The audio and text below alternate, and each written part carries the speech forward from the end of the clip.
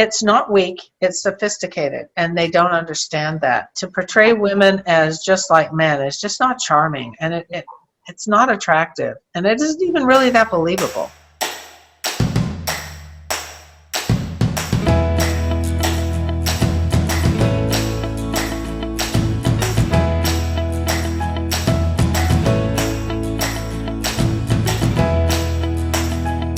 Welcome back to the Fascinating Womanhood channel, where we talk about all things that have to do with femininity and building strong relationships. I am Cherry Lynn, and I'm here with my mom, Dixie Andelin Forsyth. Hi. Hi. We are talking today about girlishness. This subject is probably the most misunderstood subject with Fascinating Womanhood, and it's taken us a really long time to do this because we really wanted to get it right. We really wanted to get visuals into this video. We wanted to have real life examples of what girlishness means. But before we get into it, Mom, can you give us a little bit of a history on not only what girlishness means, but how did it even start? How did this concept even begin? Girlishness has been around my virtual whole life. I don't remember a time when I never heard of it. Girlishness is so important because it's one of the more important parts of Fascinating Womanhood because it can deepen your relationship when you understand it. And that's why it's so important and so valuable. How often do we hear women say, oh, I got in a big argument with my man or my husband, and then they didn't speak for a while, and all these arguments. This is a way of dealing with it in a way that he won't even realize that you're actually handling it. It didn't always used to be called girlishness. Can you tell us a little bit about that? Yes, it used to be called childlikeness. In my mother's original book, Classic, it was called childlikeness. It got so misunderstood because it's so similar to childishness. I remember my mother on talk shows saying, well, I'm not going to act like a little girl. That was not the point. The point is not to act immature or childish, but to use the innocence of children. That was the whole point. So for Timeless, we changed it to girlishness. I think I'm glad that you touched on the childlikeness because I grew up with childlikeness and I misunderstood it, and people still continue to misunderstand it. I've noticed on several of your book reviews, as well as the original Fascinating Womanhood book reviews, people are still saying, I read this book and there were some good things in it, but the section on acting like a child, so what they say, acting like a child, is absolutely ridiculous. And I think that's where it's just so, like I said earlier, this is one of the most misunderstood concepts, is it's not about acting like a child. It's having the essence of the innocence. Innocence, because children they do not hold grudges. They are not bitter. Now, some kids get exposed to it too early, but innocent children trust easily. They express their emotions on the spot. They're not as big a name callers. We're trying to recapture the innocence of a child. Yes, and some of the other words that some of our ladies use for girlishness to help convey the message are saucy. Some of our ladies like to say, ooh, I like to call girlishness saucy. We love that. Playful, a playful way of communicating that can also kind of be girlishness. And then, like you said before, innocence. It's a genuine innocence. In the beginning, if you're not used to practicing this, it won't be a knee-jerk reaction. You have to teach yourself to respond this way immediately. In the beginning, you have to recognize, oh, I'm getting baited by my husband or my man, and I'm not going to respond an emotional knee-jerk reaction. This is an opportunity for me because he's doing this to respond in this other way. So you're deliberately doing it to diffuse it in a different way. He just doesn't know. And for any of you who think this is manipulative, remember, ladies, manipulation, the difference between manipulation and good psychology is intent. Your intent is to deepen and strengthen your marriage with him, to make him happier, to make yourself happier. In arguments, nobody ever wins. It just creates bad feelings. So in today's video, we are going to go through the 6 different categories of girlishness, because girlishness is often misunderstood because we kind of think about it as one category. And a lot of ladies say, I'm terrible at girlishness. It's my worst subject. I know I've been guilty of that, saying it's one of my worst subjects. But actually, if you break it down into these 6 categories, you might find that you're actually pretty good at 2 or 3 of them. But we have 6 categories that we want to go through and explain what they mean, and what they can do for your relationship. And we're going to give not only definitions of what they mean and explain them, but we're going to give you either visuals from movies or stories or both. Okay, yeah. So, but before we start showing all these clips and going to all these categories, all of these movie clips that we chose are examples of that very, very specific category we're talking about. We're not endorsing the film.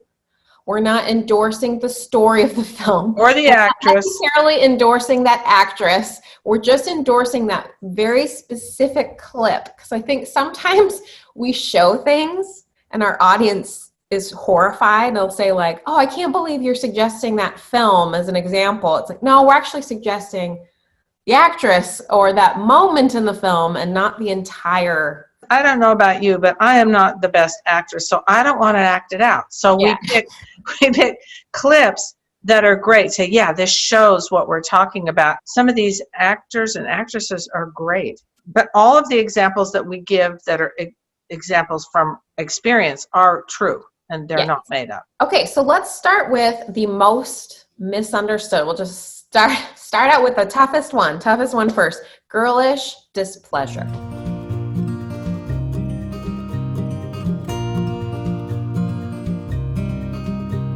My mother used to call it girlish anger, but I didn't think anger was quite accurate, because when you're really angry, it's hard to keep your feelings under control and decide to react in a different way. It's more, if you're really, really angry, it's more hurt, because anger, remember, is not a primary emotion. It's a secondary emotion.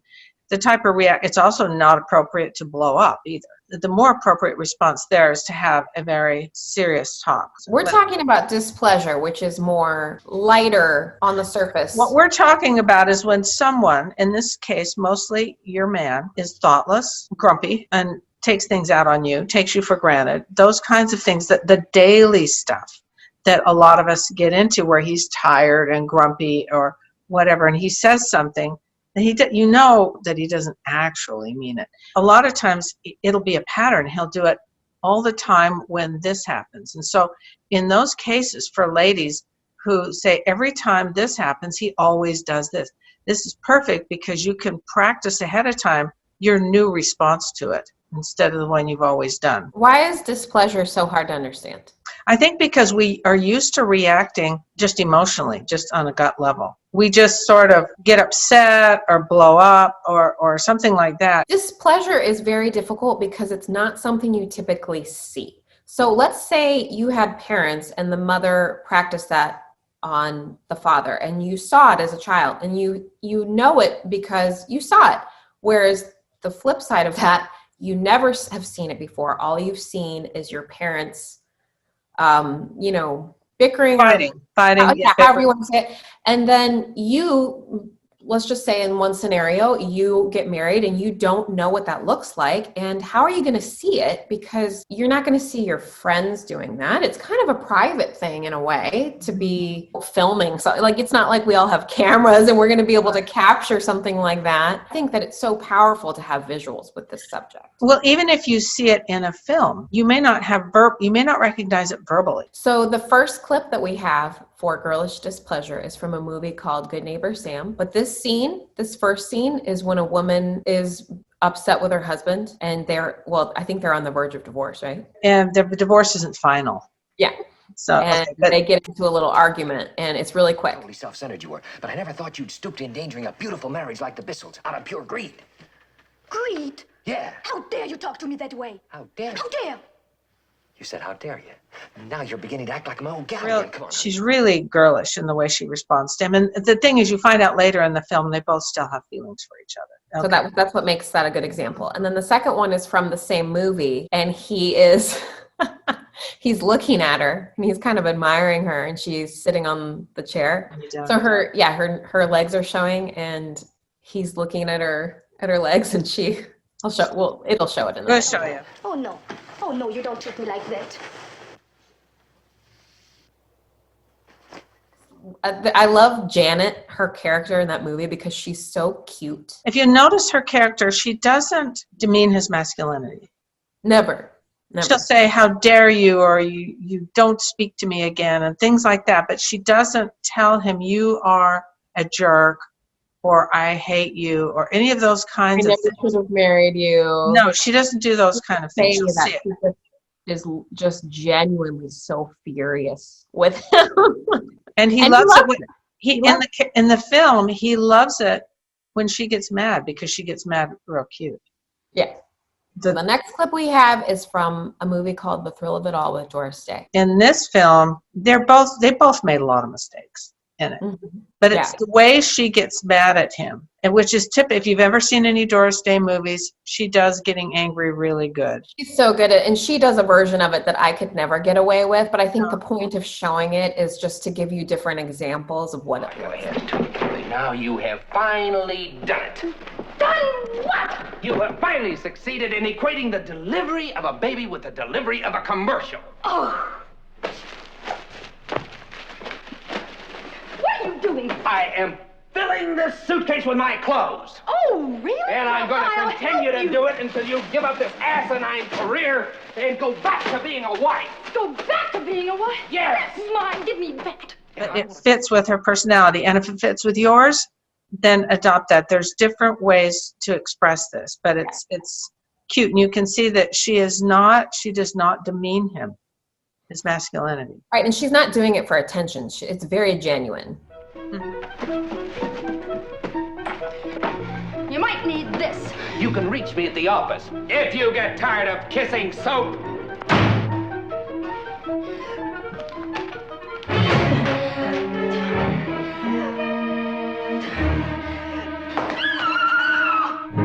The last one is not a clip. It's my sister, Christine, where she gets so excited about things. So let's let her tell the story because it's really cute. Okay, so I'm glad to be here.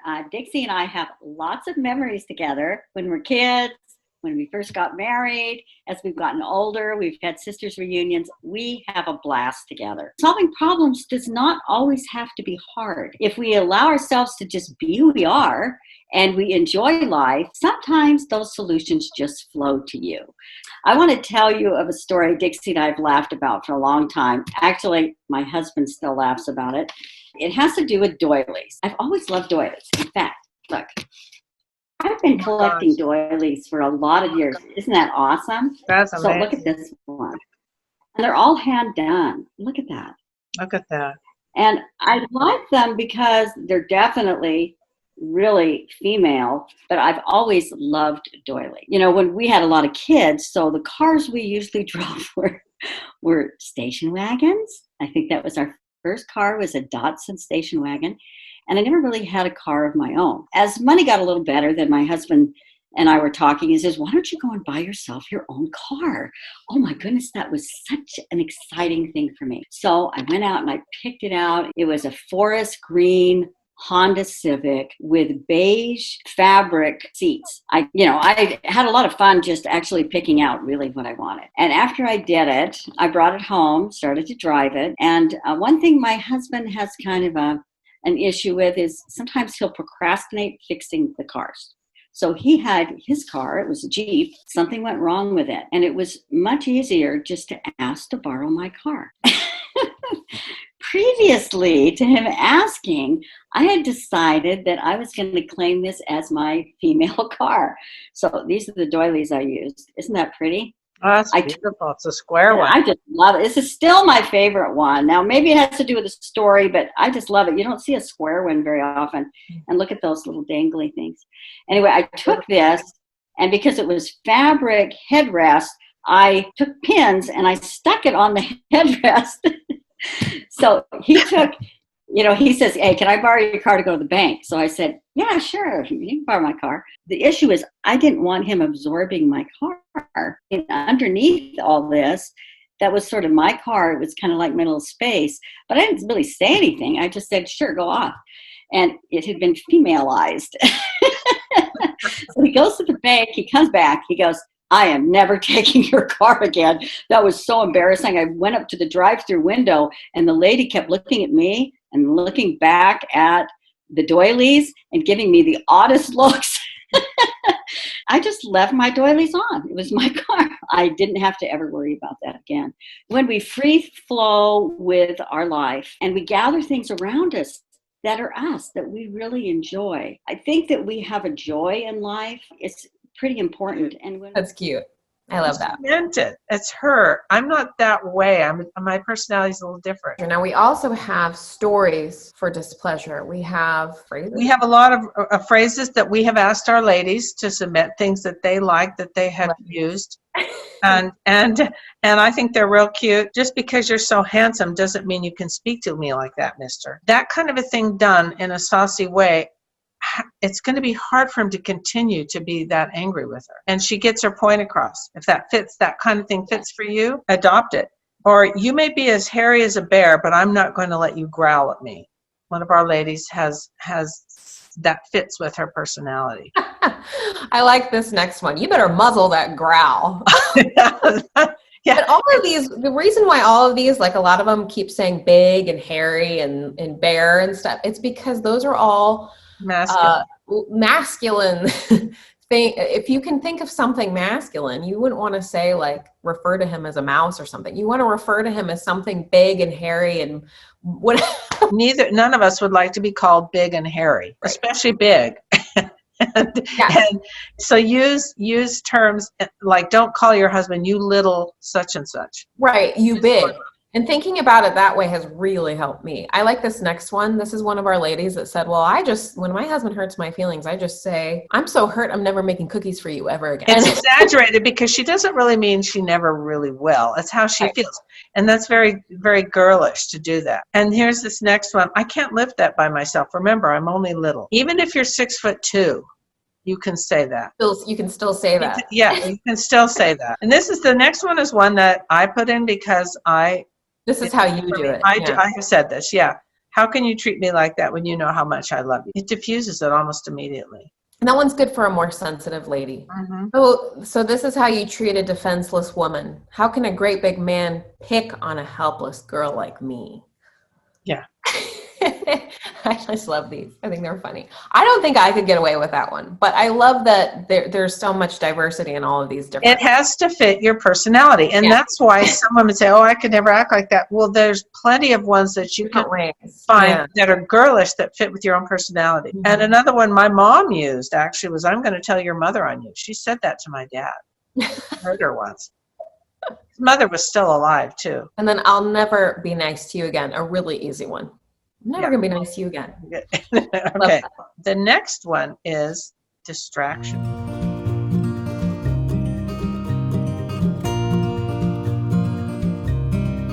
Girlish distraction. Essentially, distraction is kind of a playful way of changing the subject. Yeah, not drastically. Like I have a little nephew when he was 3, he kept getting out of bed and his parents said, he said, I want a drink of water. And then he came out again. I need to go to the bathroom. And the third time, he couldn't think of anything. So he just said, what's that wall doing there? It was so obvious. And of course, it's humorous. And we talk about there's that kind of distraction.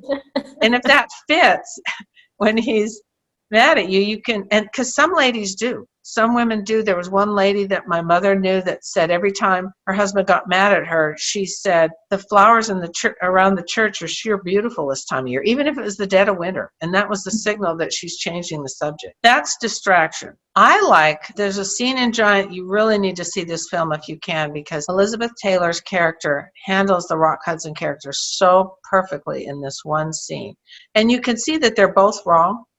But he is the most wrong. Mm-hmm. And he's a masculine leader type lion man. Very masculine. Carrying on like Carrie Nation. Preaching stuff that's none of your business, fixing the world. Why don't you join a club? Honestly, Jordan, you make me sound just awful. Not all that bad. You knew what a frightful girl I was when you married me. I did not deceive you, sir. From the very first moment, I couldn't have been more unpleasant. Anyway, you're stuck with me. Yeah, I guess. Honey, take your hat off.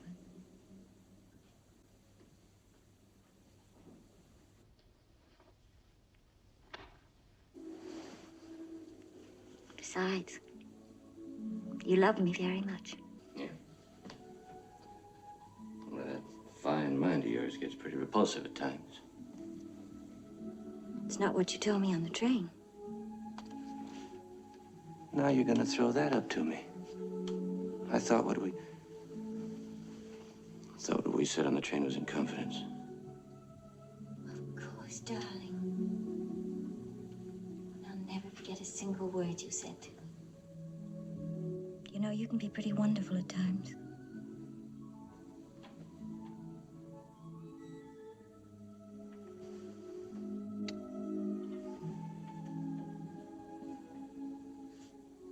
He would be difficult for a lot of women to handle, his He's a character. strong personality. She said, honestly, I'm not that bad. You make me sound just awful.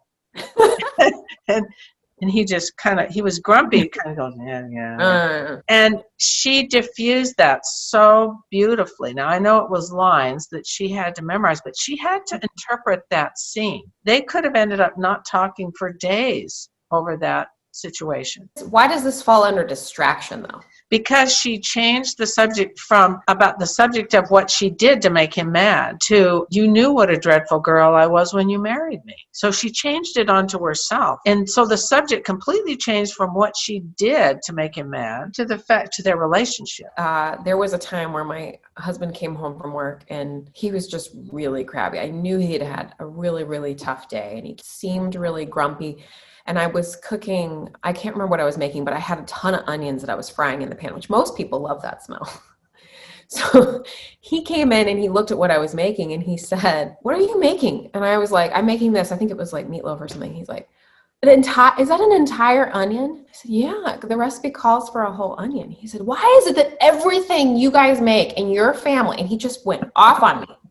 "Every time I'm at your mom's house, they're always making so many things with so much onion, an entire onion in this." And he just went off and I just froze because I couldn't believe, I thought he would appreciate that smell and like, "Oh, it smells like you're making something good." No, it was the complete opposite. So I just said, "Okay, Mr. Onion Police, are you going to write me a ticket?" And he just kind of, "Oh." And he didn't really say anything. He just kind of backed off and then. It makes him realize in a subtle way that he was overreacting, that it was too much. And for me, that was a moment where I was like, wow, I actually handled that well. Like I felt good about it because usually I would say, "Well, geez, what's wrong with you? Did you have a bad day?" Like instead of saying that, I got off the hook and I didn't have to have an argument with him. So Right. it worked well. Yeah, and an example that happened to me a while ago was my husband, Bob. Everybody knows he's the best, but he sometimes backseat drives. It sort of runs in his family. He does.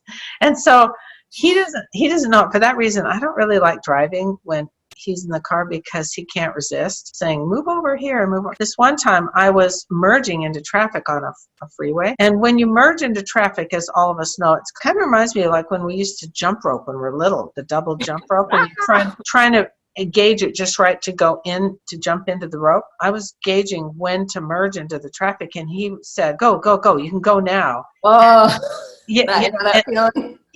It not only scares me, it irritates because I feel like I have to obey him in doing something that I feel kind of dangerous. So what I did is I said, "I can't help it if my feet are smaller than yours." This is the best I could do, meaning he has more of a lead foot. And he loved that. He loved that. And later I said, "I only have the reactions that I do. And you wouldn't really want me to do it your way without your reactions. You know, I have to do it in a way that feels safe for me." So my feet are smaller.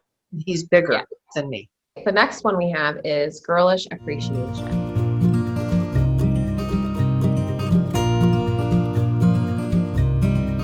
Now that one is, I think, is very easy. We just don't always think to say things. And we're going to show a clip from I Love Lucy because Lucy is very good at that. This may not be totally your personal style, but because she exaggerates things. No, I brought the coat home. Ethel was just trying it on. Oh, honey, you big, wonderful husband. It's cute. That's when she thinks Ricky's giving her a mink coat. And she just She just, I love it. Yeah, I love it.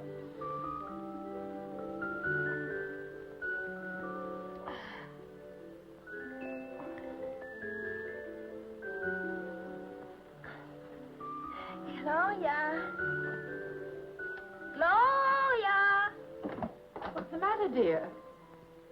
I'd like to have breakfast. I thought you were frightened. No, I want my breakfast right here. In bed? Mm-hmm. Oh. I want some honeydew melon and some toast with lots of butter. And then I want some bacon. Some bacon with eggs. Two eggs. And then I want some sausage. And a jelly donut. Yes. Is that all? Oh, no. No, I want some coffee and a shower. All right, darling. I'll order it. The point of asking for things is to be upfront and simple. Just say it. Men, as we've said before in FW, they don't tend to get hints, and they don't like it when we hint, and they have to figure it out. The reason this is girlish is because little kids do this. They'll say, I'm hungry. Can I have something to eat? In the case of, I talked about it before, my younger sister, when she was little, we always got her to ask my dad. When we were hungry, we asked her to ask my dad to stop and get a hamburger. I didn't realize it at the time. She would just say, Dad, I'm hungry. Can we get a hamburger? So she not only said she was hungry, but she told him what she wanted. So he didn't have to figure it out. And he would just say, sure, because it was a task he could give her, he could do. So that's what we need to adopt more, as you were shopping in the mall. I love these shoes. Is there any way we could afford them? Instead, a lot of us say, aren't these shoes cute?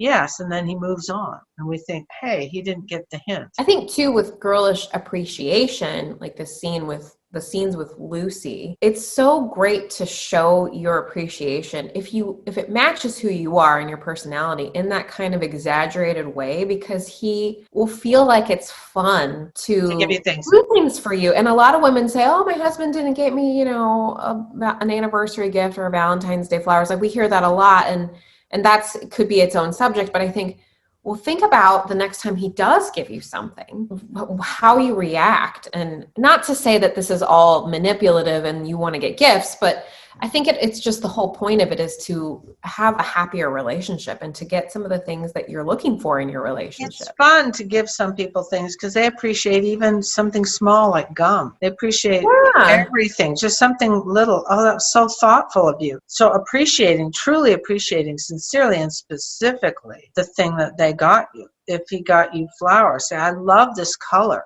How did you know this color is so beautiful? And so you appreciate specifically not just that he got you flowers, but what kind of flowers and how many flowers, even if it's one flower. If he opens the door for you, oh, thank you. How do you react to those things? It doesn't have to be gifts.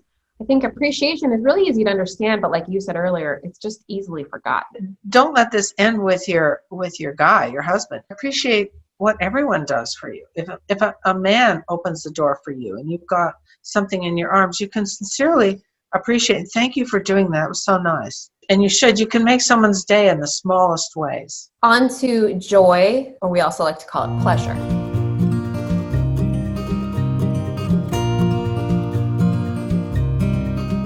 Girlish, joy, pleasure. The first clip that we have for this one is from Gone with the Wind. And Rhett Butler brings Scarlett a green bonnet back from Paris. And the way she reacts when she gets this bonnet is so cute. Darling thing.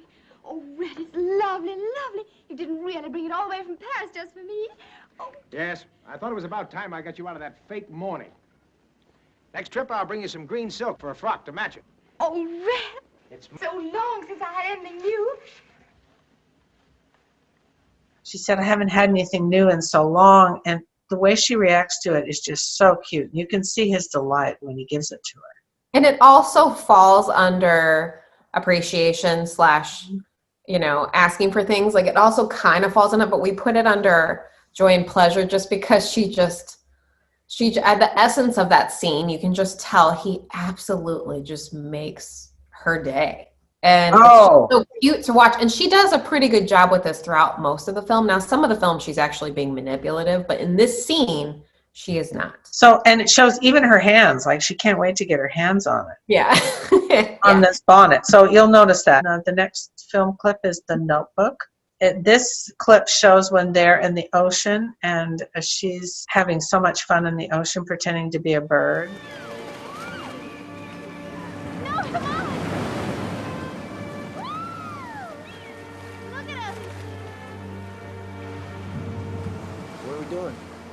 think in another life I could have been a bird? What do you mean? Like reincarnation.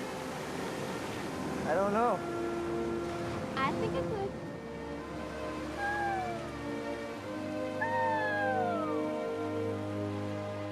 Say I'm a bird. No.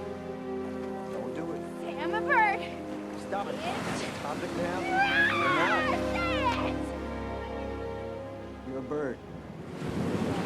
And she's just so happy. That's why we showed that clip. So cute, yeah.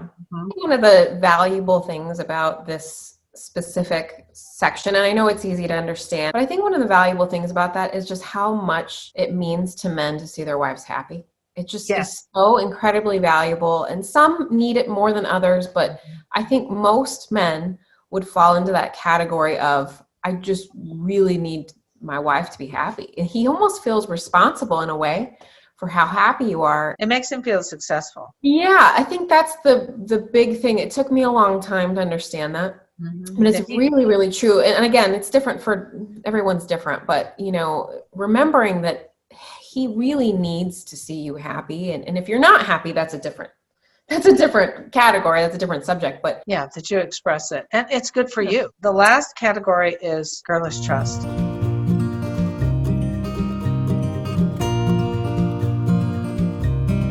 this one's a little bit tougher to understand, and it was very difficult for us to find clips. We actually almost gave up because we thought we couldn't find any clips, and then we went back and we were like, okay, we got to find something that shows this, because this is kind of something more internal. The first clip is from Rosemary, which is a movie. It's a real old movie, and it's such a good movie. In the film, I think she's an opera singer. I think it's opera, yeah. She's used to performing on stage, very famous, and she goes up into the mountains because her brother, who's actually a criminal, her younger brother, hiding up there in the mountains. This is in Canada. And so Nelson Eddy plays a Mountie, the mounted police, and he's assigned to go get this guy, and he doesn't know at first that this is her brother. And the mountains is a whole different experience for her. She's afraid. She's not experienced like she is in the big city. She handles things really well, and she's actually kind of difficult. Very high maintenance. Very high maintenance. Yeah. Everybody's afraid of her. Yeah, and this clip is just really cute because she goes from this really like, I don't need any help, I'm so independent, I don't need anyone to help me, to completely being putty in his hands. And not that we're suggesting that that's the goal, but it's more about how she genuinely puts her life in his hands and just completely trusts him. And he's delighted by it. He's just it makes him feel, you can just see it in his eyes. He just...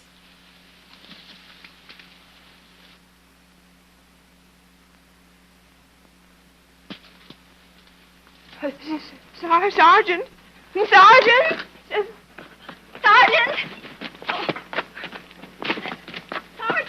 What's the matter? Something's chasing me! Oh, there's nothing chasing you. What do you mean? Oh, there's something in the bushes. It's probably just a deer or a rabbit.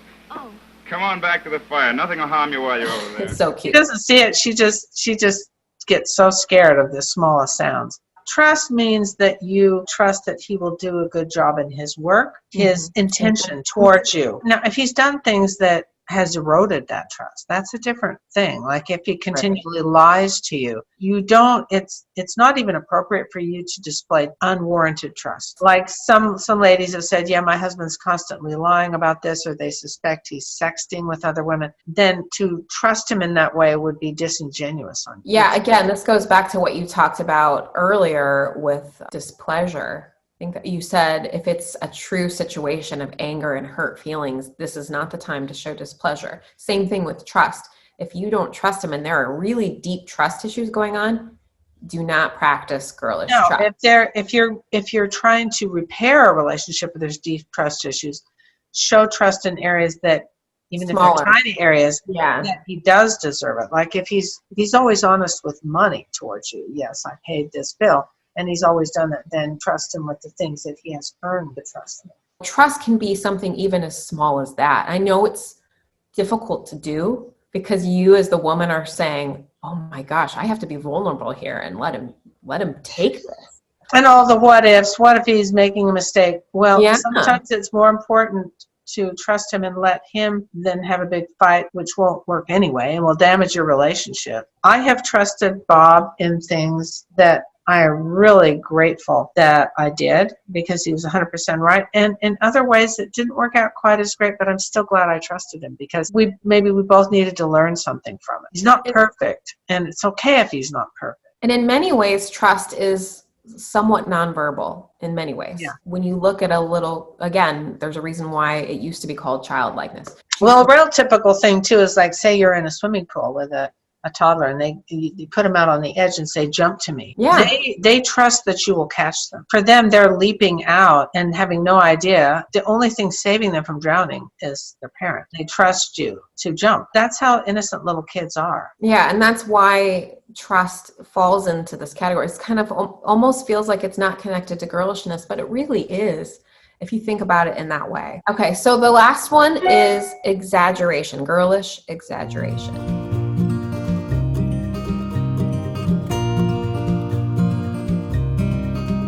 I love this movie. My mother refused to watch it because of the title, How to Murder Your Wife. Jack Lemmon and Virna Lisi. And she was such a beautiful Italian actress, and so she didn't have to pretend that she didn't. It's a great movie. The title is Don't Let It Scare You. It's a really great movie. It's...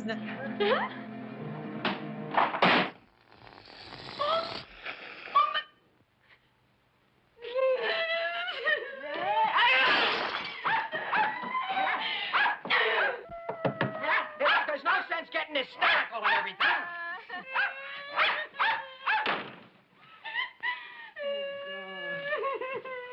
Look, please, will you... Hello? Will you please? If there's one thing I cannot stand, it is a woman crying. I just go all... Please. You want a Kleenex? Oh. Oh. What? Oh.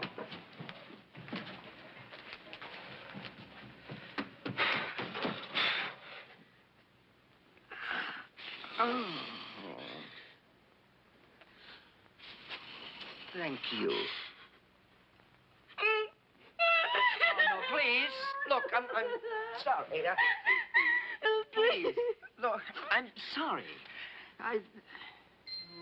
When her reaction to him when she's made this lasagna souffle, and it collapses, and she cries, and it's the whole scene is so cute, the way she handles him, and he didn't really want to marry her. If you see the film, you'll understand. She's just absolutely charming. And girlish exaggeration is really great for the ladies out there that maybe struggle with thinking really quick with these comebacks. Like some of these categories we've talked about today are kind of require a certain amount of wit and thinking on your feet. And exaggeration is a great one for you to practice if you just can't think of something to say. And exaggeration in a way could be part of almost all these categories, but we wanted to talk about it separately because it's kind of its own large thing to talk about. And a lot of people forget about it. But what do you think are some other good examples of some exaggeration is covers something that we already said, like I'll never speak to you again. That's exaggerated. Yeah, it can be verbal. Yeah. Yeah, it can very much be verbal. Like I'll tell your mother on you, or I will burn your toast tomorrow. Or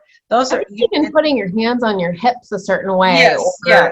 Some people say stomping. I don't personally, that wouldn't work for me, but it could work for some ladies, like a little stomp of a foot. It's something that I do. I've been doing once in a while. It has to be just the right scenario. Mm-hmm. I've had it, kind of a thing. And then you walk out. And there are things that women do naturally really well if you allow yourself to do it. But this doesn't include things like slamming the door. No, not slamming the door. That's not what we're talking about. We're not talking about that. We're talking about I almost want to say humorous things that you are doing with your body that are cute and playful or saucy. This is a really good clip from How to Steal a Million because Audrey Hepburn is the whole movie almost, she's an example of Fascinating Womanhood. She's a very feminine actress. In that movie specifically, she's very girly, and I just love the movie in general. But this specific scene is really great where she's asking him to commit a crime for her, and I'm not condoning that women should be doing that. I'm just saying it's a really great example. She's just so desperate. Oh, you're perfectly right. I mean, in your place, I'd feel the same way. I'm in this awful trouble. But nothing to do with you. I just can't explain, so I'm stuck. I'll get out of these clothes. Oh, don't you dare cry. I have something in my eye. There's nothing wrong with your eye. You're crying. You're trying to soften me up. It's not true. It won't work. I'm too tough. I know. I'm going. You know, some of the ladies that we've talked to have a difficult time adopting these things because they're just so not used to it. When they have a situation that often happens with their husband, they will practice what they're going to say because they know it's going to happen again. Practice what they'll say and rehearse it. So when it happens, it just comes out. That's very helpful too. Girlishness is an extremely important part of Fascinating Womanhood because it can help with things that happen every day. Every day, whether it's appreciation, joy, displeasure, we're dealing with human beings and especially men who are so different than us. Bob says to me he realizes that girlishness is actually very sophisticated. It's a sophisticated part of psychology that helps women understand and handle these situations with their husbands, but also with other people. You know, the reason why most of the movie clips we show today are classic movies there's a reason. It is sophisticated, and it's something that we haven't done in a long time. And our movies now, I mean, I'm sure there's probably examples. We just didn't find them today. And well, Hollywood doesn't like to portray women that way. And right. It's a shame. It's a shame. They think it's weak, and they think I don't know what they think. I just think it's not weak. I don't see it anymore. Yeah. I think, maybe sitcoms, you might see it a little bit here and there, but we wanted to use older movies because it was just so much, it was just a fountain of things to choose from. It's not weak, it's sophisticated, and they don't understand that. To portray women as just like men is just not charming, and it's not attractive, and it isn't even really that believable. Yes, and these are all things that you can practice and make for yourself. Don't think that just because we shared some of these clips means that you have to be that way. These are just meant to be inspiration for you to see what it looks like, what it can look like, and how to adopt some of these things for your personality. Right. Remember, we're trying to reclaim femininity because the loss of it in the last 100 years is not helping us. It's not working. Well, thank you so much for this very, very valuable discussion. I hope everyone out there enjoyed it. I hope that you took away something new that you didn't know before. That's the whole point. And share your experiences with it too. I love getting stories from ladies about what's working for them. It helps others. So share your story. It might help someone else out there. Thank you for joining us today. We're here every week, so don't forget to check back with us next time. We also have all the links down below this video where you can find us on social media, as well as all the places that you can buy Dixie's books and workbooks. And we will see you next time. Bye. Bye.